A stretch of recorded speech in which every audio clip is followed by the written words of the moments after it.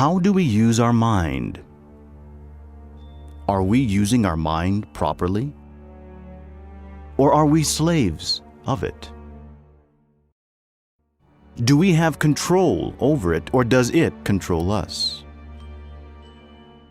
What is the best way to deal with our mind? Our thoughts. What really is the mind, and how is it different from the brain? The mind is not the same as the brain. Those who think like that are completely mistaken. The mind is energy. It is subtle. Brain is the physical part that is enclosed inside a human skull. It has been fully demonstrated by many experts of parapsychology that the brain is not the mind. Mind can become independent of matter. Under hypnosis, many people have given detailed information about events, people, and situations that were happening very far away at the time they were in such a state. After doing those experiments, scientists have been able to verify that the information was correct, that the facts were real, that the events were reported accurately.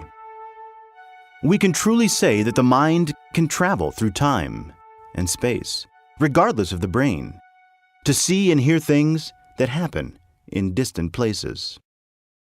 If that is so, then what about the thoughts? Where do they come from, the brain or the mind? Thought is a function of the mental body, or the energy of the mind. Man can think without his physical brain. Thought is independent of the brain matter. This has already been demonstrated in scientific laboratories. They have been able to materialize disembodied entities. Then which one is more powerful, brain or the mind? The brain is controlled by the mind, but the mind is not controlled by the brain. The brain is the instrument of emotions and consciousness, but it produces neither emotions nor consciousness. It is the mind that produces emotions and consciousness. The reality of extrasensory perception has already been absolutely demonstrated. This is only possible because the mind is not limited by the small skull it is enclosed in, but the brain is limited in the skull. Then for what purpose do we have the brain? The brain does not think. It is the mind that thinks. The brain is just the instrument of the mind, but it is not the mind. The brain has been created to perceive thoughts, but it is not the thoughts. It is like a musical instrument or a radio. The mind can play anything on the musical instrument or the radio of the brain, and the brain will accordingly play that sound. So that means that our thoughts can come from anywhere and go anywhere? They need not to be limited to the brain or the skull? You can find it in your own experience. The realm of thought where man lives could never be closed inside the very limited space contained within the skull. If there were a man living under such circumstances, he would obviously be the most unfortunate man in the world. Were the thoughts of a man enclosed in his skull, he would be unable to see or perceive the inner worlds. So if the mind is an energy, then there must be a way to manage it well? All human beings can learn to use their minds properly. The consciousness, wrapped in the mind, has the capacity to travel at will through space and even through time itself, as the great seers of the past did. However, it is urgent to know how and why the mind works. There's been so much written about the importance of learning to use the mind properly. Yes. When you know the diverse workings of the mind, you can control it, and it becomes a useful and perfect instrument, a wonderful vehicle that can enable us to work for the sake of humanity. However, you need a realistic system if you truly want to realize the potential of the human mind. Nowadays, there are many studies about mind control. There are people who think that certain artificial exercises can be great to control one's mind, but we need to understand first, how does the mind work? Why does it work? For instance, If we throw a stone into a lake, we will see that waves appear. They are the reaction of the lake, of the water, to the stone. In a similar way, if somebody says an ironic word to us, this word reaches the mind, and the mind reacts against that word. Then we have conflicts. So this is the nature of the mind. But do we know how to deal with such conflicts? Everybody has problems. Everybody has conflicts. But most people don't know how to deal with it. I've observed carefully the debating sessions of many organizations, schools, etc. They do not respect one another. Why? Because they do not respect themselves. You can observe it yourselves. Observe a Senate, a House of Representatives, or simply a school table. If someone says something, someone else takes it personally, gets angry and says something worse. They argue, and the members of the directive table end up in a great chaos. The fact that their minds react against the impacts of the outer world is a very grave question. How does one deal with this problem, which is becoming more and more common these days? You truly have to appeal to the introspective psychoanalysis to explore your own mind. It is necessary to know ourselves a little more within the intellectual realm. For example, why do we react when faced with a neighbor's word? In these conditions, we are always the victims. If somebody wants us to be glad, they just have to pat us on the back and say some kind words. If somebody wants us to be angry, they only have to say some nasty words to us. Then, where is our true intellectual freedom? Does it exist? We really depend on other people. We are slaves. Our psychological processes depend exclusively on other people. We do not control our psychological processes, and that is terrible. Can such a mind be of any use? If everybody has the right to have us under their control, what has become of our intellectual freedom then? Where is it? How do we regain control of our mind, of our own life? It is clear that we must become more and more independent of the mind. For this, we must not identify with the mind. We must observe it, but never identify with it. By doing this, we get detached from our mind. Why do we need to do so? The mind is a dungeon, a jail where we are all prisoners. We need to escape that jail if we really want to know what freedom is. The freedom which does not belong to time, the freedom which does not belong to the mind. Above all, the mind must be considered something alien to the being. Unfortunately, everybody, quite identified with the mind, says, "I am thinking," and they feel that they're the mind. Humanity has lost the correct way to deal with the mind. There are schools which are involved in strengthening the mind. They offer correspondence courses. They teach you how to develop the mental force, etc. But this is all absurd. Strengthening the bars of the prison where we are is not the right thing to do. We really need to destroy those bars in order to know the true freedom. That, as I already said, does not belong to time. As long as we remain within the jail of the intellect, we will not be able to experience true freedom. The mind in itself is a very painful jail. Up to now, there has not been a single man who has been happy with the mind. The happiest of moments we have all had in life have always taken place when the mind was not present. For example, when we fall in love, or when we see a beautiful child, or a sunrise, or sunset, or any moment that gave us happiness. These moments have lasted only for an instant. Yes, but we will never be able to leave those memories behind. In that second, we have known what happiness is, but it has only lasted for a second. The mind does not know what happiness is. It is a prison. We must learn to control the mind, to tame it, not our neighbors, but our own. if we want to become independent of it. Let's remember the Palm Sunday when the Divine Master Jesus entered Jerusalem, riding on a donkey. That donkey is the mind, which must be subdued. We must ride on the donkey and not let the donkey ride on us. Unfortunately, people are victims of the mind, for they cannot ride on the donkey. The mind is a donkey, which is too clumsy and which must be controlled if we truly want to ride on it. How come the identification with the mind is not good for us? The mind in itself is the house of the ego. Destroying the ego is urgent, so that the mental substance may be used in a transcendental way. The ego uses the mental energy to manifest. As the ego is destroyed, the mental energy, the mental substance, becomes free to experience real beauty, real joy.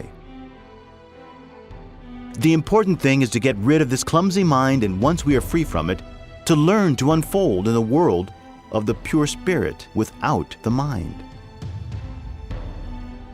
And to know how to live in that current of sound, which is beyond the mind and which does not belong to time. In the mind, we really find ignorance. The real wisdom is not in the mind, it is beyond the mind. The mind is ignorant, and that is why it makes again and again so many serious mistakes.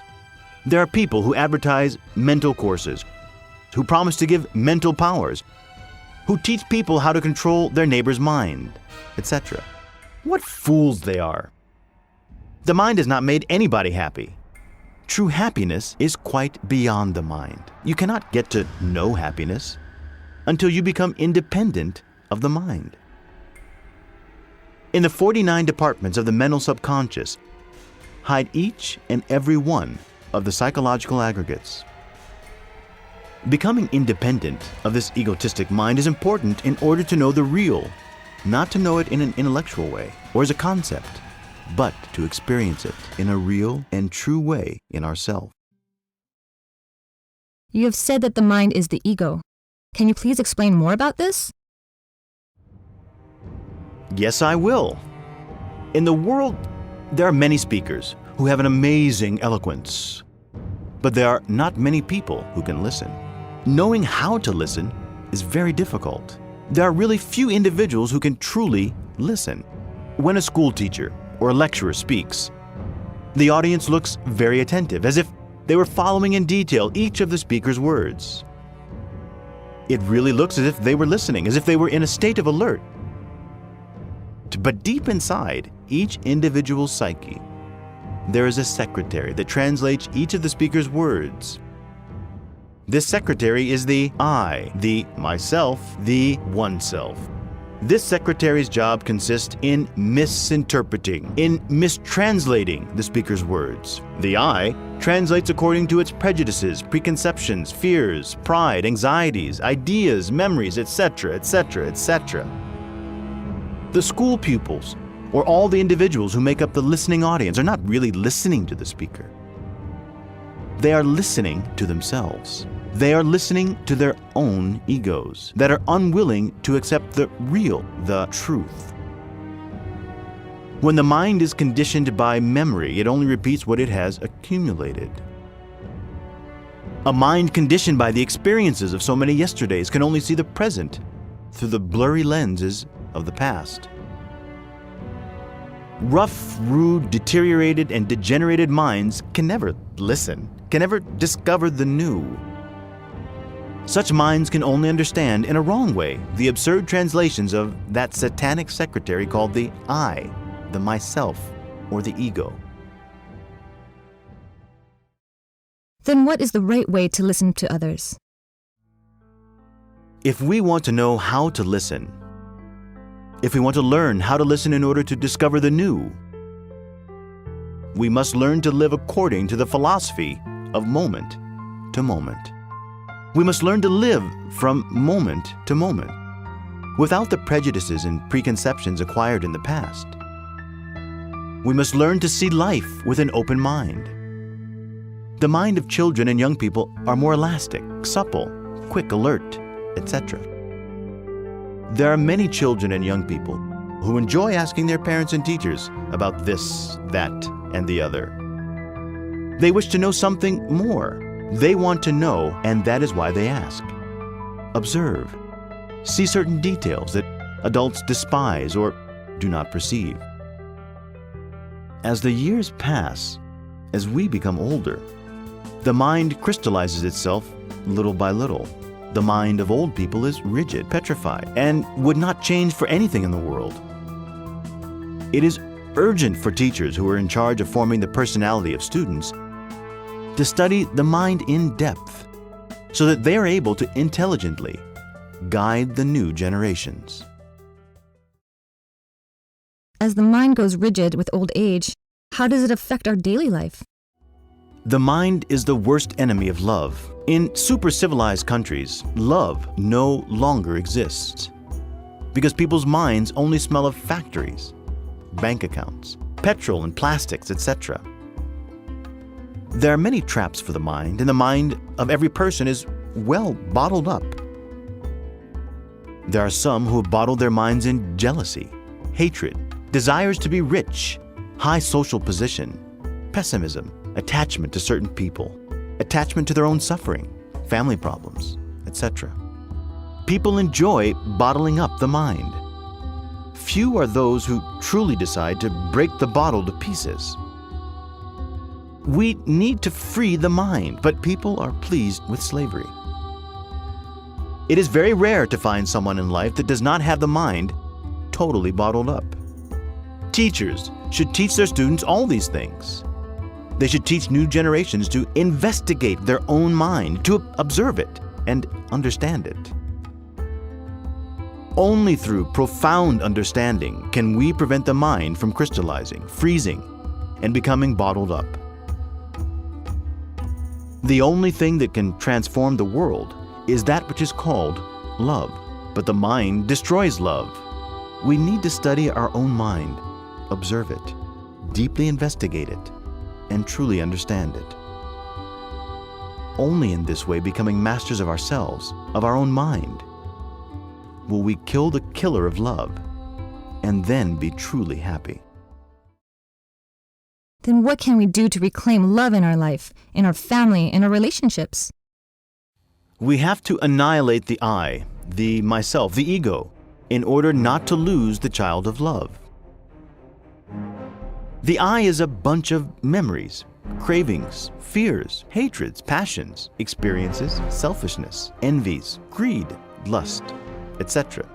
Only by understanding each defect separately, studying and directly observing it, not only in the intellectual region but also in all subconscious levels of the mind, will each defect disappear. And thus we die from moment to moment. In this way, and only in this way, will we achieve the disintegration of the I. So we must eliminate the I to reclaim love. Another thing we must do is to avoid the bad habit of comparing. The mind has the bad habit of comparing. A man compares a girlfriend with another. A woman compares a man with another. A teacher compares a student with another, as if not all of them deserve the same appreciation. All comparisons are really abominable. Whoever contemplates a beautiful sunset and compares it with another cannot really understand the beauty he has before his eyes. Where there is comparison, there is no true love. A father and a mother who truly love their children will never compare them to anyone. They will simply love them, and that's all. A husband who really loves his wife never makes the mistake of comparing her to anyone else. He loves her, and that's all. A mind divided by the struggle of opposites is not capable of understanding the new. It becomes petrified and frozen. The mind has many depths, regions, subconscious areas, nooks. But the best is the essence, the consciousness, which is in the center. When dualism ceases to exist, when the mind becomes integrated, serene, quiet, profound. When it no longer compares, then the essence, the consciousness awakens. And when the essence awakens, it brings the true eternal joy. What are the signs of progress that we should watch out for to know that our mind has started behaving correctly? The correct behavior of the mind involves analysis, meditation, and comprehension. There is no need to accept anything in a dogmatic way. It is urgent to investigate, analyze, inquire, and understand. When understanding is complete, acceptance is unnecessary. It is useless to fill our heads with intellectual information if on leaving school we do not know how to think, and continue like living robots, like machines, repeating the same routine of our parents, grandparents, great-grandparents, etc. All our schools, colleges, are just loading us with more information, and we do not know how to deal with it, how to use it. So we end up either accepting or rejecting it. Accepting or rejecting any doctrine or concept reveals a lack of mental maturity. We reject or accept something when we have not understood it. Whenever understanding exists, accepting or rejecting is unnecessary. The mind that believes, the mind that does not believe, or the mind that doubts is an ignorant mind.